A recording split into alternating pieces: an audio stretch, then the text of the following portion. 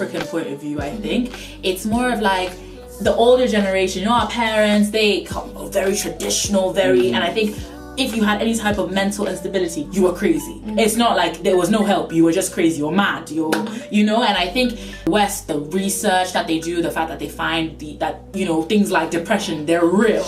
I think a lot of Africans don't actually believe that these things are real. They're things that, you know, the West just made up as an excuse to why this person acts like that. You know what I'm saying? As I'm sure most of you know, Kanye West was hospitalized, was admitted into the UCLA Medical Center, and this was after there was a reported disturbance, there were reports of paranoia, sleep deprivation, and yeah, basically Kanye West, as it's been reported, is not in the best mental state. But what really struck me was the responses. I just feel like it's so uneducated and so unhelpful just because he's a celebrity, or just because he, like, you know, like maybe he's too arrogant. Some people feel like he's too arrogant. I feel like he just got an amazing confidence. That's, you know, biased. But like, still, like, it's still a person. He's still got feelings. He never recovered from it. You know, like when Kim had that robbery, that was a big deal, man. Like gunpoint. Exactly. That's the one. He didn't have time to recover. And he went straight on tour, and it's like, you know, I think he's had enough, and he just needs a mental break. You know, when we always say, like, not only are you physically tired, but you are mentally drained. Like, a relationship can be mentally draining. University can be mentally draining, bruh. Physically, emotionally, everything. One of the boys or one of the girls is going through something like that, and they're scrolling through Twitter and they're seeing people's responses, right?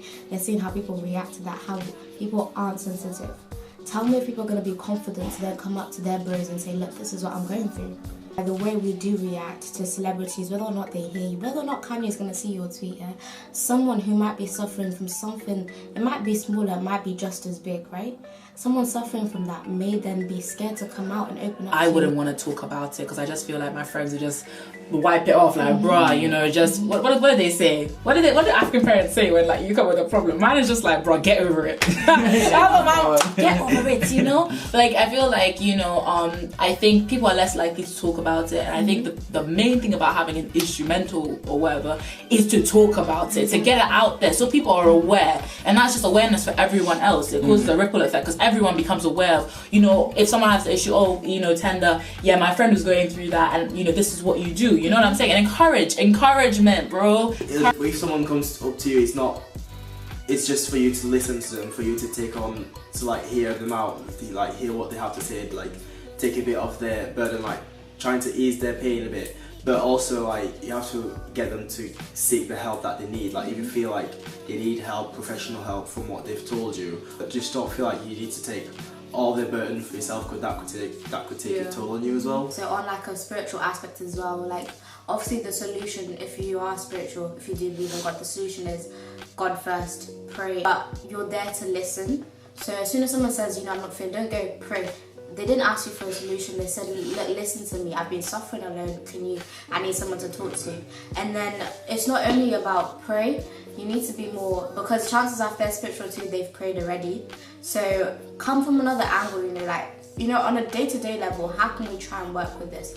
Yes, you can go see your doctor. Maybe we can try something new in the day. Maybe I'll call you in the morning and then, you know, we go for a jog or something. Maybe just something to keep you occupied, or maybe every like Wednesday evening I check in with you, we talk about how your week went, you know, anything, how it's going, how you're feeling, that kind of thing. And then if you still want to keep that spiritual aspect in, I can be your prayer partner, you know, once a week we drink, like something, it can still be involved, but don't make that the only thing you say to them, because you really won't help them at all. And what else? Oof, I don't know. Don't judge. Don't judge. Don't judge. Like, because I feel like sometimes you might think their problems aren't as big as you might feel, but it doesn't matter. You shouldn't judge, because if you're a true friend and the two of you are true friends, their issues are your issues. But a lot of people don't go to their boy and start tearing up, but that's what they need. And it's just like, you're not any less of a man if you go through something. If you went through something traumatic, natural reaction is you feel something, and the way is you deal with it. It's called being human. It's called being human. If you don't deal with it, right? Yeah. Let's say whatever mental health issue that may have caused, it will only get worse. So it's only natural that that process occurs. And even if you didn't go through something traumatic, but your parents did and they never dealt with it, and then you then are brought up in that environment and that's normalized, you also then need to find a way to deal with it. So it's only natural that after a trauma or after anything that happens in your life that affects you, you deal with it.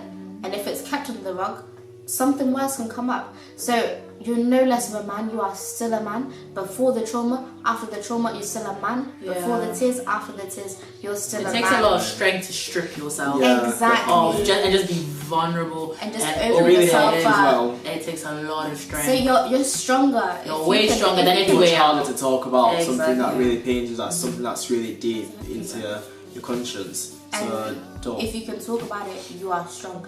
If you can deal with it for so long, if you can cry alone for so long, you're strong. I think if you're gonna talk about these kind of subjects, these controversial subjects in a way, this is the time to talk about them. Mental health issues do exist.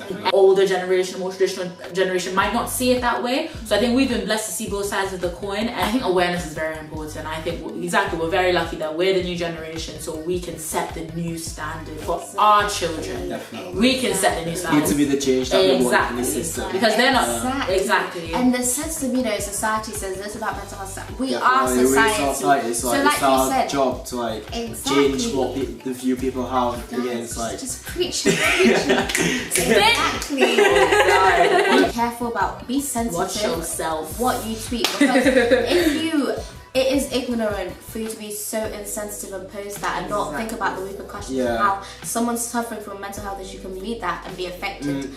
You need to be careful of what you say and change the norm. Like tweet something new, because like I was saying, everyone jumps on the bandwagon. So whatever you tweet, real quick, guarantee people will retweet it. If you've got 1,000 followers, retweet it. Someone will mention it. Someone will claim it as their own. They'll be like, just think about what you say and then start changing the stereotypes, the norms, the stigmas associated with it. Change the attitudes. We have the power to do that. Like sometimes it is lighthearted, but understand that although you're not going through it and it's lighthearted to you, someone else could be going through it. It's not lighthearted. Even someone in your circle can be going through that, and to see you retweeting or liking those stuff that are so insensitive. It's hard. They're gonna be like, ouch. So that's how the person feels about it. Create an environment that's judgment free. An environment that understands what people go through, an environment that is sensitive to other people's issues, an environment that cares for other people, an environment that's compassionate, they're conscious about what they say because they understand the impact behind it. I think that's what we as a community need to do. We need to remove the stigma associated with it and start talking about mental health issues within our community. Be aware. Exactly. That's my own thing, man. Be aware. Be there. Be aware. Be there. What's the third one? Be there. And care.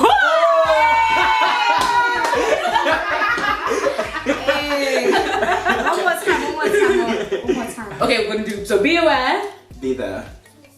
Okay. That's it, guys. Let me know what you think, your thoughts on the matter, your experiences. Let's start talking and let's start sharing. Alright, so thank you guys for tuning in to Mine's Matt today. Thank you, Sarah. Thank you, Mark. And don't forget to like, share, and subscribe to the channel. Bye, guys. Bye. With the judgment, we need to stop pushing people into corners when they're suffering. Because if we push them into no, push baby in the corner. Sorry. What? No one puts baby in the corner. From Dirty Dancing? No. Is that a? Okay, sorry.